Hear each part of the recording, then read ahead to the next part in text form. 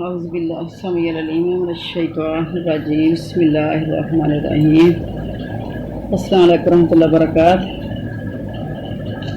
آگے اپنے سبق کی طرف اس پارہ نمبر 2 اور آیت نمبر 188 یہیں سے شروع کرنا تھا۔ وَلَا تَأْكُلُوا اور نہ کھاؤ۔ اچھا، کھانے والا سبق ایجاد ہو گیا، دیکھا کم از کم ایک دفعہ سبق کو ضرور دیکھا کریں، اور برسمینی جو ہیں ان کے نیچے کچھی پینسل کے ساتھ نشان لگا لیا کریں اور ان کو 2-3 دفعہ دہرا لیا کریں۔ کل والا سبق تھا روزے کے متعلق، کون کون سی روزہ کب رکھنا ہے، کب کھولنا ہے، کون سی چیزیں مناہی ہیں، اور اعتکاف کے بارے میں تھا کہ اعتکاف مسجدوں میں بیٹھنا ہے۔ یہ بات بھی کلیئر ہو گئی تھی کل کہ اعتکاف مسجد میں ہی ہوتا ہے، کہ نبی کے زمانے میں بھی امہات المومنین بھی مسجد میں ہی بیٹھتی تھی وہ۔ تو آج اگر خواتین نے اعتکاف کرنا ہے تو جو گھروں میں بیٹھنے کی لوگ دلیل لیتے ہیں کہ فلاں عالم نے کہا ہے، تو فلاں عالم نے کہا ہے، لیکن حدیث کے اندر یہ چیز نہیں ہے، اور نہ ہی کسی صحابیہ سے یہ چیز جو ہے وہ ثابت ہے کہ گھر میں بیٹھ جائیں۔ ہاں ٹھیک ہے، عبادت ہو جائے گی، اجر ملے گا انشاءاللہ ضرور، لیکن اعتکاف ہو سکتا ہے کہ نہ ہو، کیونکہ یہ ثابت نہیں ہے۔ تو کوشش کیا کریں کہ جن مسجدوں کے ساتھ خواتین کے حال بنے ہوتے ہیں تو وہ مسجد میں ہی شمار ہوتا ہے، اور باقاعدہ فتویٰ ہے اس کے اوپر کہ وہاں خواتین اعتکاف کر سکتی ہیں، جہاں باپردہ ہوں اور محفوظ ہوں، تو اگر کوئی اجر کمانا چاہے تو کما سکتی ہیں۔ 10 دن ہی تو ہیں، کوئی زیادہ دن تو نہیں، تو نیکیاں محنتوں سے ہی حاصل ہوتی ہیں، بغیر محنت کے تو دنیا کی بھی کوئی چیز حاصل نہیں ہوتی، دنیا کی بھی کوئی کامیابی حاصل نہیں ہوتی۔ تو اللہ تعالیٰ نے فرمایا تھا کہ اس طرح میں یہ کھول کر آیات بیان کرتا ہوں لوگوں کے سامنے تاکہ لوگ جو ہیں وہ تقوی اختیار کریں۔ اچھا، اگلی آیت ہے وَلَا تَأْكُلُوا اور مت کھاؤ اموالکم اپنے مال، بینکم اپنے درمیان، یعنی آپس میں ایک دوسرے کے مال جو ہیں وہ نہ کھاؤ۔ کیسے؟ بالباطل، باطل طریقے سے، وَتُدْلُوا بِهَا اس کو، تدلو نہ لے جاؤ ان کو، الا الحکام حاکموں کی طرف، یعنی فیصلہ کروانے کے لیے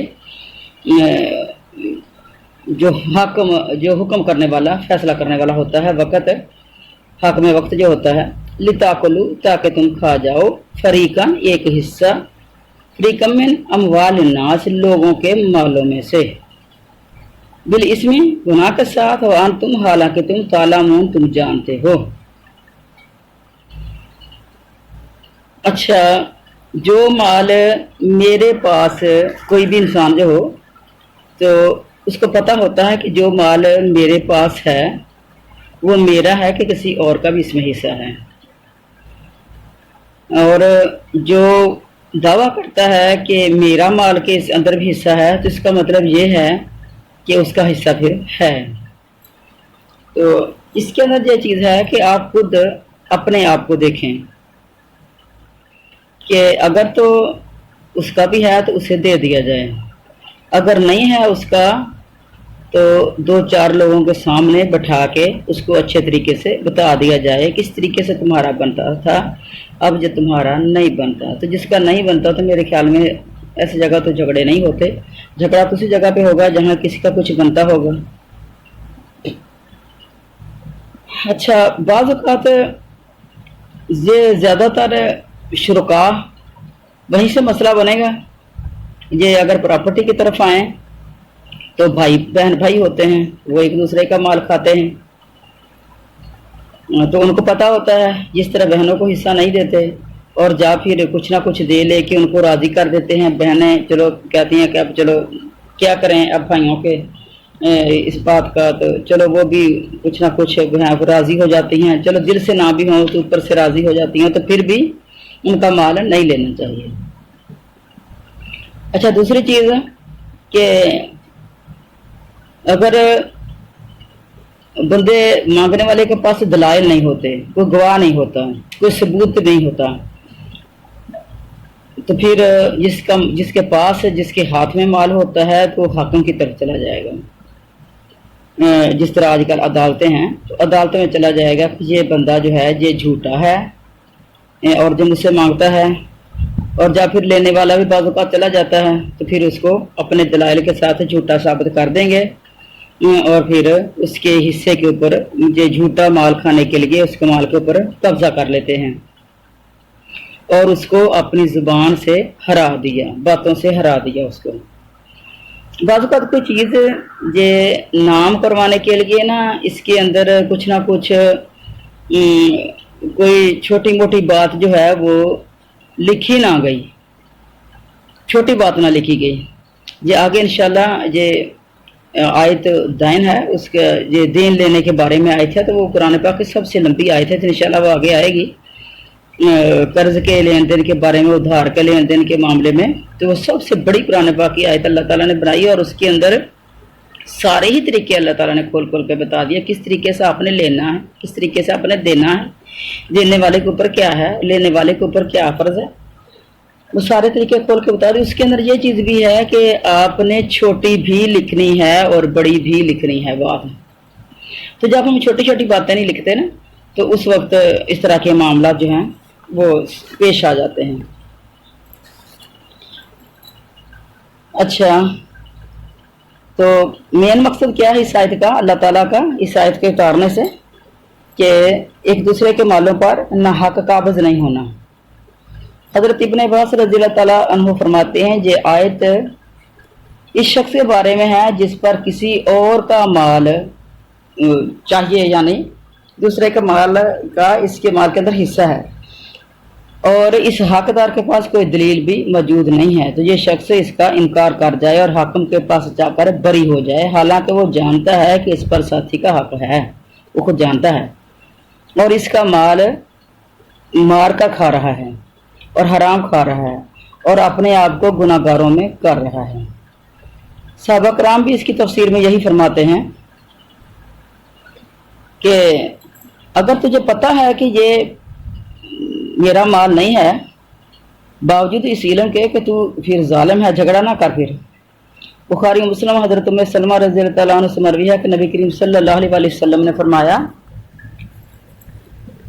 कि मैं इंसान हूँ और मेरे पास लोग झगड़ा लेकर आते हैं, शायद उनमें से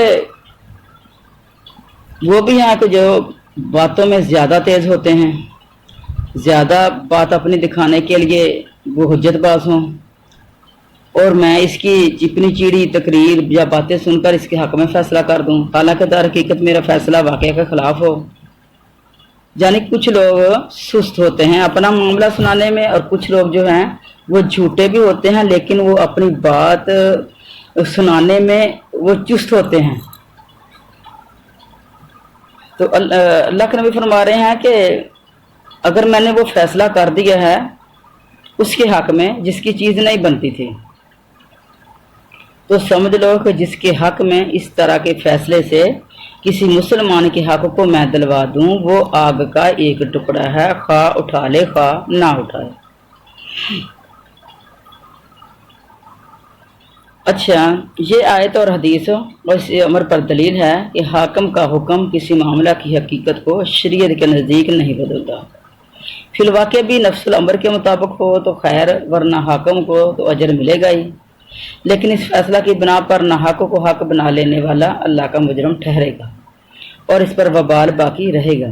इस पर आयत मंदरजा वाला जो है वही गवाह है कि तुम अपने दावे के बातिल होने का इल्म रखते हुए लोगों के मार खाने के लिए झूठे मुकदमात बनाकर, झूठे गवाह बनाकर, नाजायज तरीकों से हुक्काम को गलती खिलाकर अपने दावों को साबित ना किया करो।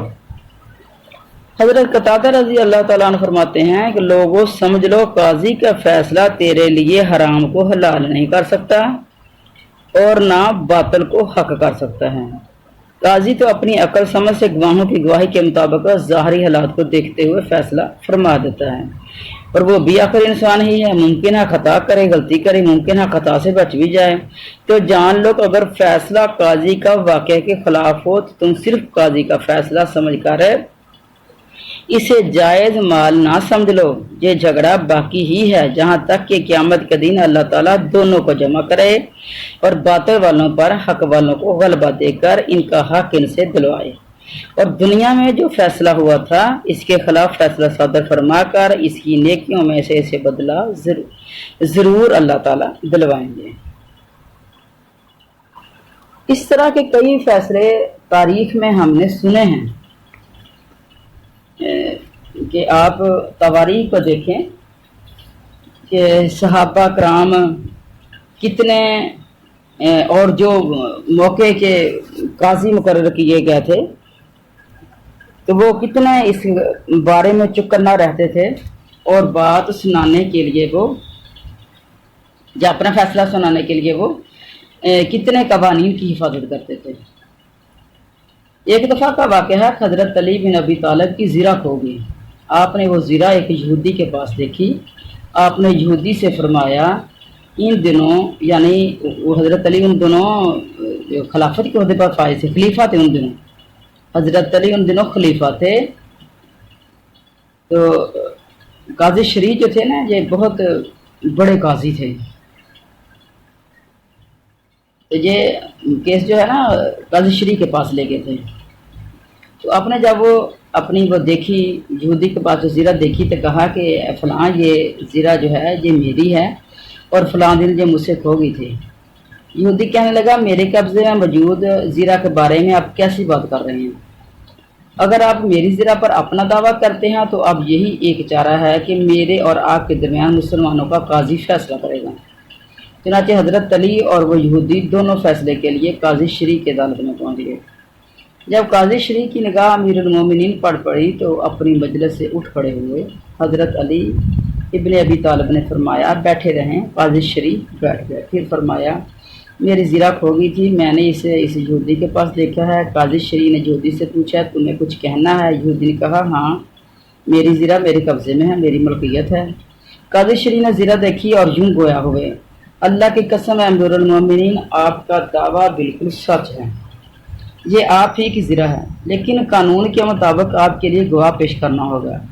جس جگہ پہ میں بیٹھا ہوں اس جگہ پہ آپ گواہ کے ساتھ یہ لے کے جائیں گے، گواہ کے بغیر نہیں لے کے جائیں گے، اصول کے مطابق فیصلہ لے کے جائیں گے آپ۔ حضرت علی نے بطور گواہ اپنا غلام کو پیش کر دیا۔ اس نے تو حضرت علی کے حق میں گواہی دی اور پھر انہوں نے کہا کہ گواہ ایک تھوڑا ہے۔ آپ اپنے دونوں بیٹے حسن حسین کو لے گئے، ان کو عدالت میں پیش کر دیا، ان دونوں نے بھی اپنے باپ کے حق میں گواہی دی۔ تو قاضی شریف جو ہیں اس نے کہا کہ آپ کی گواہی جو غلام نے دی ہے نا وہ تو قبول کرتا ہوں میں، لیکن ایک گواہ مزید آپ کو لانا پڑے گا اور آپ کے دونوں صاحبزادوں میں سے کسی کی گواہی قبول نہیں کر سکتا۔ پھر حضرت علی نے کہا قسم اللہ کی میں نے عمر بن خطاب کو رسول کریم صلی اللہ علیہ وسلم کی یہ حدیث بیان کرتے ہوئے سنا ہے کہ حسن اور حسین نوجوانان اہل جنت کے سردار ہیں۔ قاضی شریف نے کہا اللہ کی قسم جو بالکل حق ہے۔ حضرت علی نے فرمایا پھر آپ نوجوانان جو اہل جنت کے سرداروں کی گواہی کیوں قبول نہیں کرتے؟ قاضی شریف نے کہا یہ دونوں آپ کے صاحبزادے ہیں اور باپ کے حق میں بیٹے کی گواہی قبول نہیں ہوگی، یہ اصول ہے۔ یہ کہہ کر قاضی شریف نے حضرت علی کے خلاف یہودی کے حق میں فیصلہ سنا دیا اور زیرہ یہودی کے حوالے کر دیا کہ علی کے پاس گواہ اور دلائل موجود نہیں ہیں۔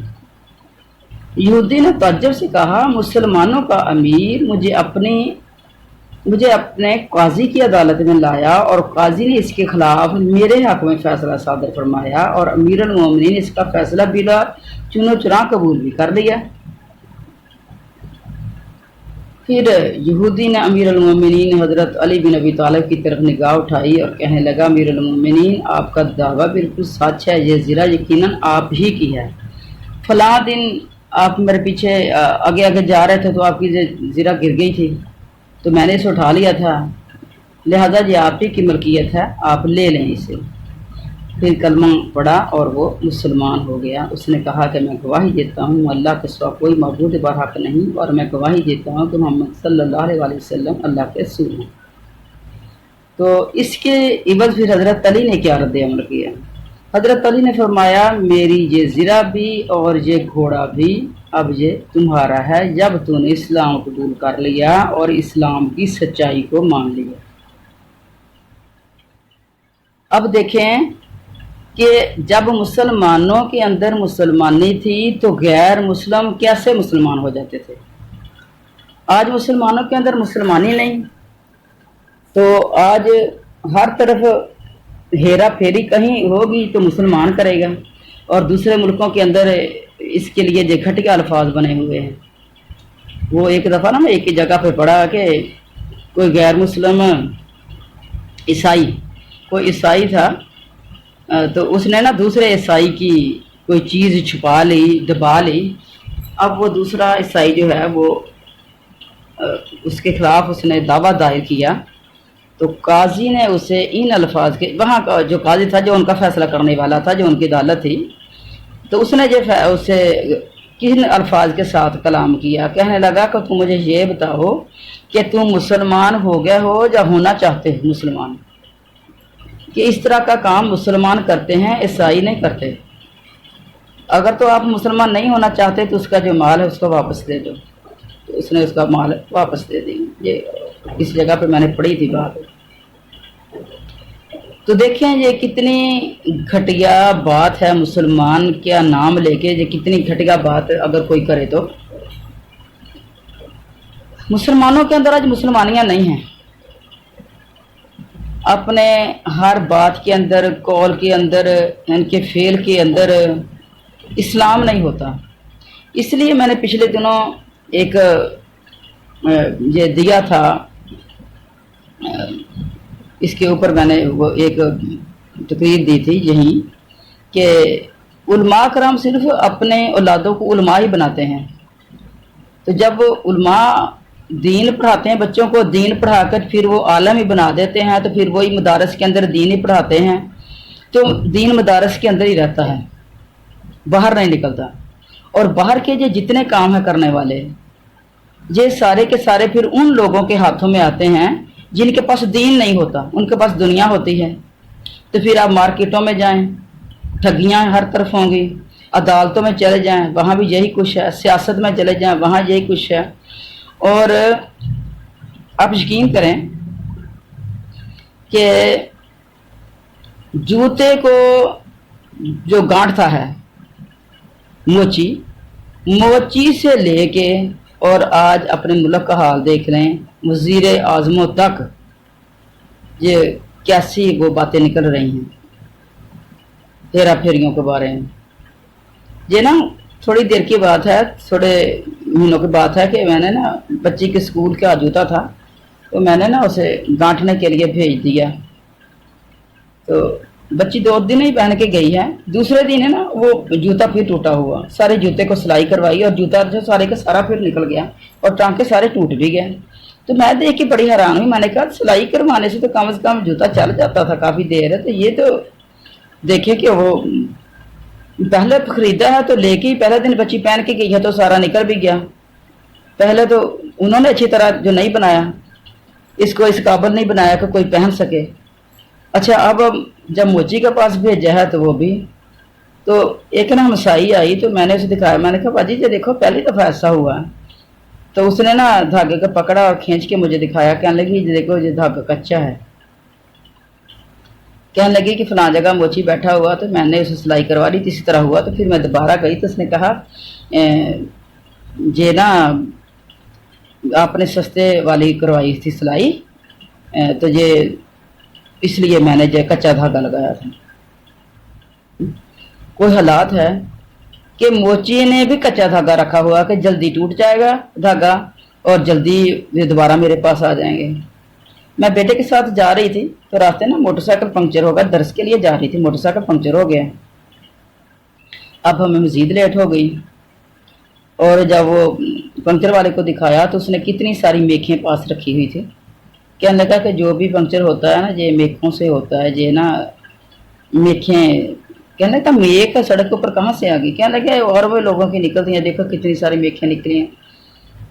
तो फिर किसी ने बताया, उसने कहा कि एक तो सड़क टूटी थी, तो लोगों ने जहाँ ला के ना मेखें काफ़ी सारी फेंक दी हैं पंक्चर लगाने वालों ने, कि जो भी आएगा उसका मोटरसाइकिल पंक्चर होगा, फिर हमारे पास आएंगे तो हमारी इनकम बनेगी।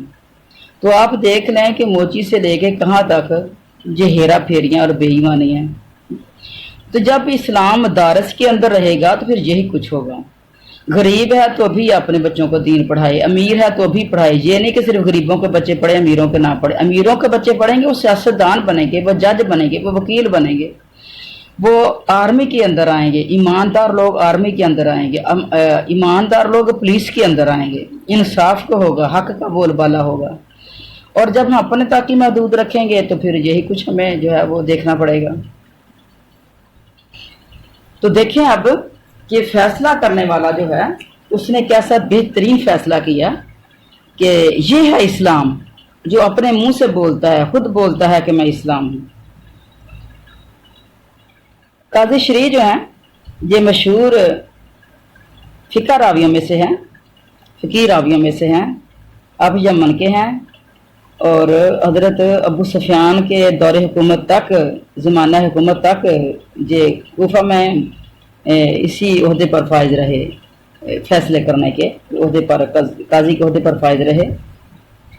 काजी श्री जो थे फैसले के मामले में सिक्का, अमानतदार और दूरंदेश थे। अल्लाह ताला ने आपको तवील उम्र दी थी, 108 साल की उम्र पाकर सरजमीन कूफा में फौत हो गए। तो देखें इनकी अमानतदारी की वजह से इनकी लोगों ने बातों को कलम बंद करके रख लिया। तो अल्लाह ताला हमारी औलादों को भी ऐसे बनाए। अस्सलाम वालेकुम।